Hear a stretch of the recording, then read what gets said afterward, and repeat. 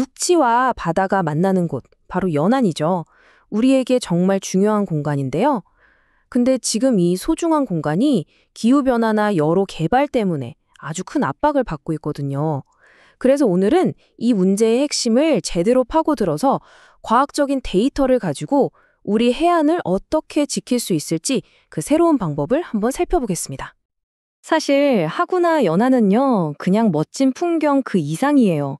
아주 역동적인 생태계의 보고이면서 동시에 수많은 경제 활동이 벌어지는 우리 삶의 터전이기도 하죠. 그러니까 수많은 생명이 살아가는 서식지이면서 우리 사회가 계속 발전하는데 꼭 필요한 그런 공간이라는 겁니다. 자, 바로 이 질문이 오늘 우리가 함께 풀어가야 할 가장 중요한 숙제입니다. 소중한 우리 연안이 계속해서 경고 신호를 보내고 있는데 과연 우리는 여기에 어떻게 답해야 할까요? 자, 첫 번째 파트, 위기에 처한 우리 연안입니다.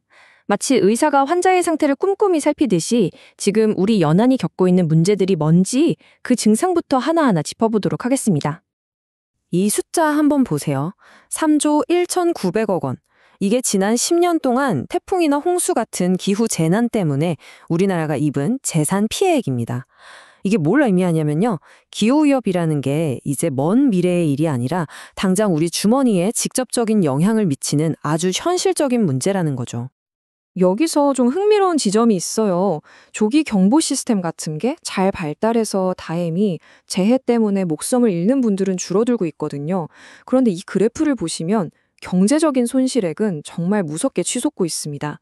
그러니까 사람은 구하고 있는데 재해 자체가 가진 파괴력은 점점 더 강해지고 있다는 뜻이죠. 아니, 이렇게 피해가 커지고 있는데 왜 우리는 제대로 된 해결책을 못 찾고 있는 걸까요? 자, 다음 파트. 눈 가리고 아웅하는 접근법에서 우리가 써왔던 낡은 방식들이 왜 더 이상 통하지 않는지 그 근본적인 원인을 한번 들여다보겠습니다. 바로 이 문장이 문제의 핵심을 정확히 꿰뚫고 있습니다. 환경부, 해양수산부, 국토교통부, 다들 각자 자기 영역만 보는 거예요. 강은 환경부가, 바다는 해수부가, 땅은 국토부가 이렇게 따로따로 관리하다 보니까 정작 이 모든 게 만나는 연안 지역은 관리의 사각지대가 되어버리는 겁니다. 생각해보면 과거의 접근법은 명확한 한계가 있었어요. 일단 문제가 터지고 나면 그때 가서 수습하는 분절적이고 사후 대응적인 방식이었죠. 하지만 이제 필요한 건 완전히 다른 접근법입니다. 모든 정보를 하나로 모아서 위험을 미리 예측하고 숲 전체를 보는 그런 통합적인 시각 말이죠. 그래서 이걸 해결하기 위해 등장한 해법이 바로 새로운 환경 진단 도구입니다. 이건 마치 우리 연안의 건강 상태를 머리부터 발끝까지 속속들이 들여다보는 아주 정밀한 MRI 같은 시스템이라고 생각하시면 됩니다. 정식 명칭은 하구 연안 통합 환경 정보 체계입니다. 이름이 좀 길고 어렵죠.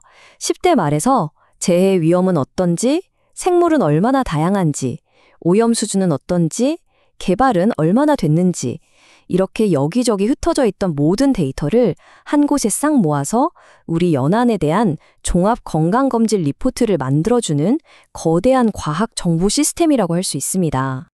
이 시스템이 어떻게 돌아가는지 보면요. 크게 4단계로 볼 수 있어요. 첫째, 재해부터 생태, 오염, 개발 현황까지 온갖 데이터를 싹 긁어 모읍니다. 둘째, 이 정보들을 하나의 틀 안에서 통합하고 분석하는 거죠. 셋째, 분석한 결과를 지도나 지수처럼 우리가 한눈에 딱 알아볼 수 있게 시각화해서 위험 지역이 어딘지, 건강 상태는 어떤지 보여줍니다. 그리고 마지막으로 이렇게 나온 명확한 과학적 근거를 정책을 만드는 사람들에게 제공해서 효과적인 대책을 세울 수 있도록 돕는 거죠. 자, 그럼 이제 MRI를 찍었으니 그 결과를 한번 같이 읽어봐야겠죠? 다음 파트 데이터에서 진단으로 넘어가 보겠습니다. 이 시스템이 내놓는 여러 결과물 중에서 가장 중요한 것 중 하나가 바로 이 하구 건강성 지수 EHI라는 겁니다. 이건 말 그대로 각 하구의 전반적인 상태를 하나의 점수로 보여주는 일종의 건강 성적표라고 생각하시면 아주 쉽습니다.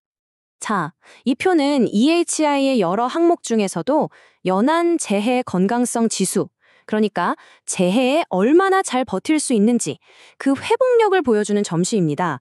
100점에 가까울수록 건강하다는 뜻인데요. 보시면 영상 강의 회복력이 가장 높고 한강이 그 다음이네요. 반면에 낙동강과 금강은 상대적으로 점수가 낮아서 재해 대응 능력을 키우는 게 시급하다는 걸 알 수 있죠. 이렇게 데이터는 막연한 불안감을 어디가 얼마나 위험한지 명확한 진단으로 바꿔줍니다. 그런데 이 시스템의 진짜 힘은 단순히 점수만 매기는 데서 끝나지 않아요. 그 추상적인 점수를 넘어서 지도 위에 바로 여기, 이 지역이 지금 가장 위험하고 시급합니다 하고 정확한 위치를 딱 짚어준다는 거죠. 이런 곳을 바로 고위험 핫스팟이라고 부릅니다. 이제 명확한 진단이 나왔습니다. 그럼 뭘 해야 할까요? 네, 바로 처방전이 필요하겠죠.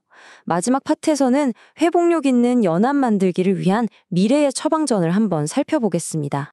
당연히 진단 결과에 따라서 처방도 달라져야겠죠. 재해 위험이 높은 핫스팟 지역에는 기후변화에 잘 적응할 수 있는 인프라를 깔고 스마트한 재난 대응 시스템을 도입하는 게 시급합니다. 반면에 자연환경이 잘 보존된 콜드스팟, 그러니까 잠재력이 아주 큰 기외의 땅은 생태 관광처럼 지속 가능한 방식으로 발전시켜야 하고요. 그리고 무엇보다 중요한 건 이 모든 지역에서 유역부터 연안까지를 하나로 묶어서 관리하는 협력 체계를 만드는 겁니다. 그러니까 핵심은 바로 이겁니다. 더 이상 재해가 터진 다음에 허둥지둥 복구하는 그런 소 잃고 외양간 고치는 방식에서 벗어나자는 거죠. 과학적인 데이터를 바탕으로 위험을 한 발 앞서 예측하고 선제적으로 우리 연안을 보호하는 체계로의 대전환. 바로 이것이 이 새로운 시스템이 우리에게 보여주는 미래입니다.